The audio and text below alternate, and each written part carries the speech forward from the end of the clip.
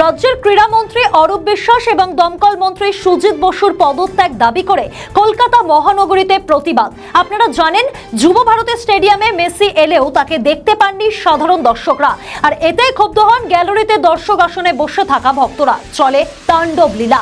এইবার এই ঘটনায় প্রতিবাদ করছে সাধারণ মানুষ। তাদের দাবি ক্রীড়ামন্ত্রী এবং দমকল মন্ত্রীর পদত্যাগ।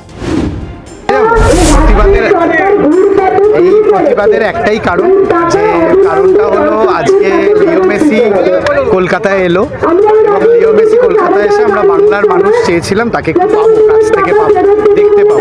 কারণ আমরা টিভিতে দেখেছি তাকে ওয়ার্ল্ড কাপ জিততে দেখেছি, ক্লাব ফুটবল দেখেছি, ওয়ার্ল্ড কাপ হারতে দেখেছি, কিন্তু আজকে যখন অন্য স্টেটগুলোতে এত সুন্দরভাবে লিও মেসিকে পাওয়া গেল, আমরা পেলাম না আমাদের প্রশাসনিক ব্লান্ডারের জন্য।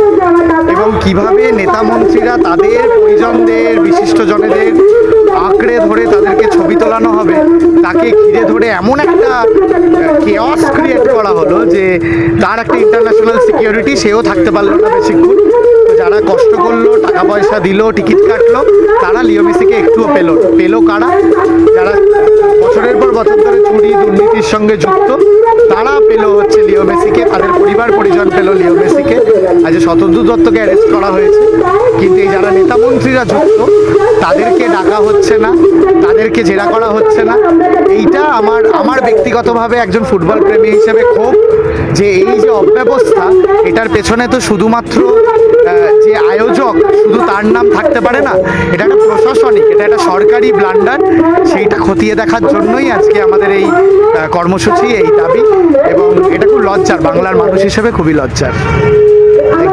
আমাদের ভিডিও ভালো লাগলে লাইক ও শেয়ার করুন, কমেন্ট সেকশনে আপনাদের মতামত জানান। আরও ভিডিও পেতে আমাদের চ্যানেলটিকে সাবস্ক্রাইব করুন এবং প্রতি মুহূর্তে খবরের আপডেট পেতে প্রেস করুন বেল আইকন।